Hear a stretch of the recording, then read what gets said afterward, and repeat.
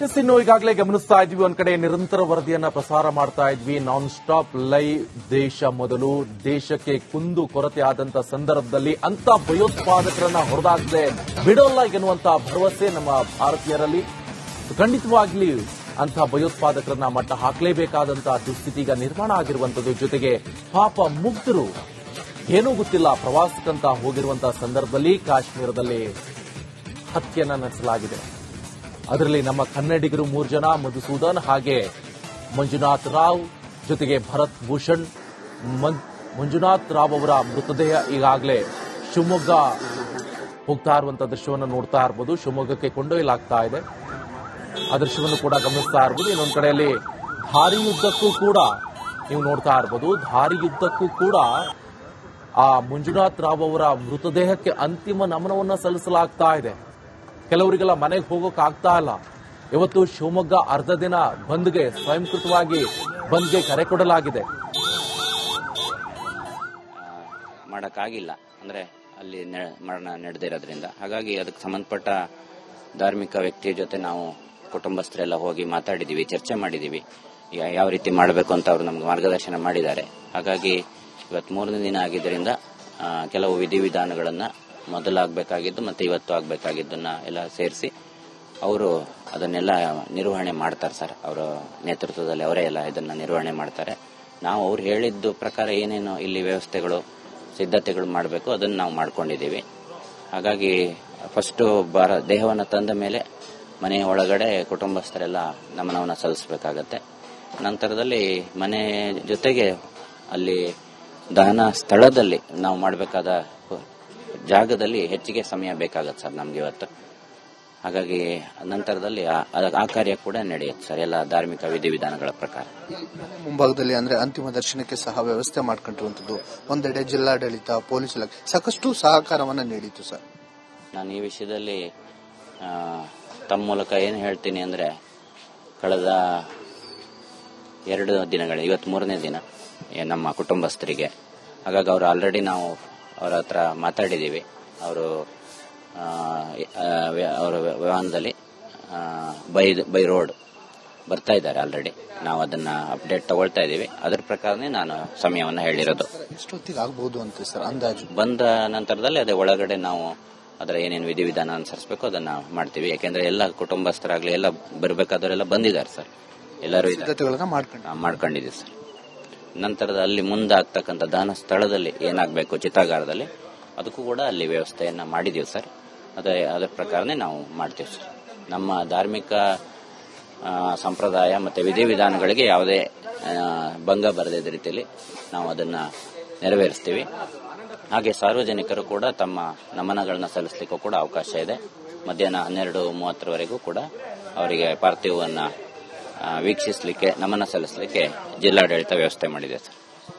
ಇದಿಷ್ಟು ಕುಟುಂಬಸ್ಥರ ಮಾತಾಗಿರುವಂತದ್ದು. ಈಗಾಗಲೇ ಎಲ್ಲಾ ರೀತಿಯ ವ್ಯವಸ್ಥೆಗಳನ್ನ ಮಾಡ್ಕೊಂಡಿದ್ದೇವೆ.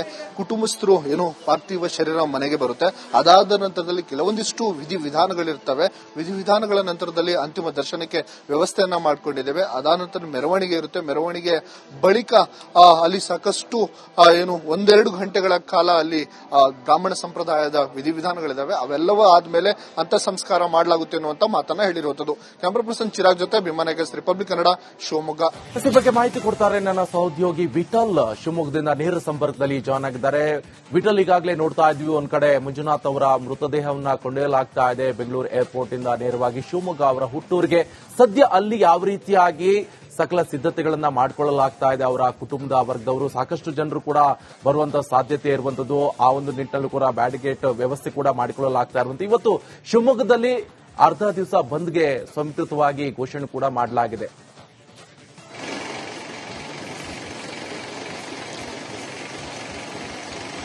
ಖಂಡಿತ ನಿಕೇಶ್, ಏನಂತಂದ್ರೆ ಕಳೆದ 3 ದಿನಗಳಿಂದ ಪಹಲ್ಗಾಮ್ನಲ್ಲಿ ನಡೆದಂತ ಭಯೋತ್ಪಾದಕರ ದಾಳಿಯಲ್ಲಿ ರಾಜ್ಯದಲ್ಲಿ ಮೃತಪಟ್ಟ 2 ಪೈಕಿ ಶಿವಮೊಗ್ಗ ಮೂಲದ ಮಂಜುನಾಥ್ ಅವರು ಸಹ ಇರುವಂತದ್ದು. ಸೊ ಮಂಜುನಾಥ್ ಅವರ ಮೃತದೇಹ ಈಗಾಗಲೇ ಬೆಂಗಳೂರು ಏರ್ಪೋರ್ಟ್ ನಿಂದ ಶಿವಮೊಗ್ಗದ ವಿಜಯನಗರದಲ್ಲಿರುವಂತಹ ಅವರ ಸ್ವಗೃಹದ ಕಡೆಗೆ ಈಗಾಗಲೇ ಬರ್ತಾ ಇರುವಂತದ್ದು. ಆ ಮೃತದೇಹನ ಅವರ ಪತ್ನಿ ಮತ್ತು ಅವರ ಪುತ್ರ ಶಿವಮೊಗ್ಗದ ಕಡೆಗೆ ತೆಗೆದುಕೊಂಡು ಬರುತ್ತಿರುವಂತಹ ಕೆಲಸವನ್ನು ಮಾಡ್ತಾ ಇದ್ದಾರೆ. ಸೊ 9 ಗಂಟೆ ಅಷ್ಟೊತ್ತಿಗೆ ಭಾಗಶಃ ಶಿವಮೊಗ್ಗ ಅವರ ಸ್ವಗೃಹಕ್ಕೆ ಬರುವಂತಹ ಸಾಧ್ಯತೆ ಇರುವಂತದ್ದು. ಸೊ ಇಲ್ಲಿ ಈಗಾಗಲೇ ಸಿದ್ಧತೆಯನ್ನು ತಾವು ದೃಶ್ಯದಲ್ಲಿ ಗಮನಿಸ್ತಾ ಹೋಗಬಹುದು. ಈಗ ವಿಐಪಿಗಳಿರ್ಬೋದು, ಇಲ್ಲಿ ಸಾರ್ವಜನಿಕರ ದರ್ಶನಕ್ಕಿರ್ಬೋದು ಆ ಪ್ರತ್ಯೇಕ ಬ್ಯಾರಿಕೇಡ್ಗಳನ್ನ ಅಳವಡಿಕೆ ಮಾಡುವಂತ ಒಂದು ಕೆಲಸವನ್ನ ಮಾಡಿರುವಂತದ್ದು. ಅದರ ಜೊತೆಗೆ ಇಲ್ಲಿ ಸ್ಪ್ರೇಗಳನ್ನ ಮಾಡಿಕೊಂಡು ಸಿದ್ಧತೆಯನ್ನ ಸಾಕಷ್ಟು ನಾವು ದೃಶ್ಯದಲ್ಲಿ ಗಮನಿಸ್ತಾ ಇರಬಹುದು.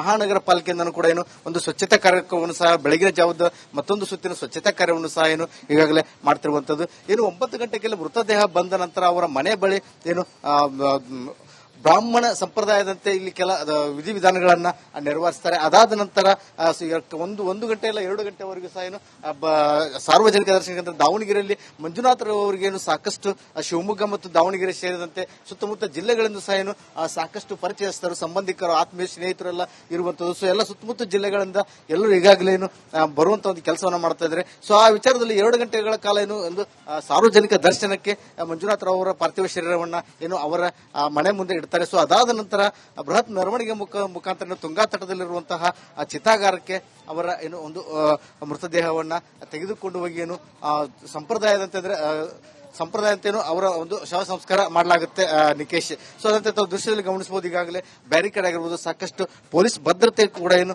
ಇಲ್ಲಿ ನಿಯೋಜನೆ ಮಾಡಿರುವಂತದ್ದು ನಿಕೇಶ್.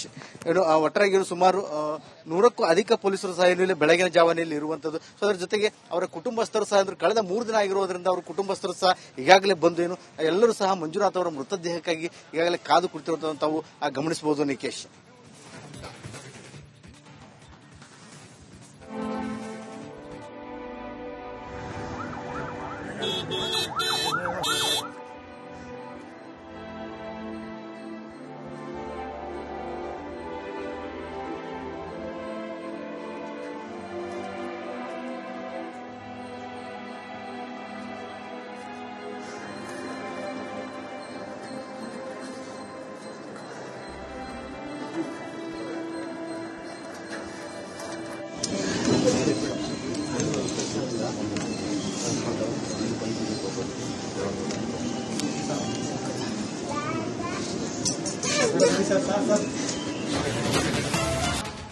ಇನ್ನು ಈಗಾಗಲೇ ಗಮನಿಸ್ತಾ ಇದ್ವಿ, ಒಂದ್ ಕಡೆ ನಿರಂತರ ವರದಿಯನ್ನ ಪ್ರಸಾರ ಮಾಡ್ತಾ ಇದ್ವಿ. ನಾನ್ ಸ್ಟಾಪ್ ಲೈವ್ ದೇಶ ಮೊದಲು, ದೇಶಕ್ಕೆ ಕುಂದು ಕೊರತೆ ಆದಂತ ಸಂದರ್ಭದಲ್ಲಿ ಅಂತ ಭಯೋತ್ಪಾದಕರನ್ನ ಹೊರದಾಗದೆ ಬಿಡೋಲ್ಲ ಎನ್ನುವಂತ ಭರವಸೆ ನಮ್ಮ ಭಾರತೀಯರಲ್ಲಿ.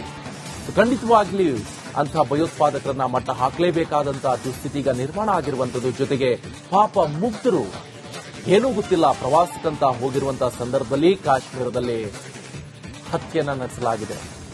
ಅದರಲ್ಲಿ ನಮ್ಮ ಕನ್ನಡಿಗರು 3 ಜನ, ಮಧುಸೂದನ್ ಹಾಗೆ ಮಂಜುನಾಥ್ ರಾವ್, ಜೊತೆಗೆ ಭರತ್ ಭೂಷಣ್. ಮಂಜುನಾಥ್ ರಾವ್ ಅವರ ಮೃತದೇಹ ಈಗಾಗಲೇ ಶಿವಮೊಗ್ಗ ಹೋಗ್ತಾ ಇರುವಂತಹ ದೃಶ್ಯವನ್ನು ನೋಡ್ತಾ ಇರಬಹುದು. ಶಿವಮೊಗ್ಗಕ್ಕೆ ಕೊಂಡೊಯ್ಯಲಾಗ್ತಾ ಇದೆ. ಆ ದೃಶ್ಯವನ್ನು ಕೂಡ ಗಮನಿಸ್ತಾ ಇರಬಹುದು. ಇನ್ನೊಂದು ಕಡೆಯಲ್ಲಿ ಧಾರಿ ಯುದ್ಧಕ್ಕೂ ಕೂಡ ನೀವು ನೋಡ್ತಾ ಇರಬಹುದು. ಧಾರಿ ಯುದ್ಧಕ್ಕೂ ಕೂಡ ಆ ಮಂಜುನಾಥ್ ರಾವ್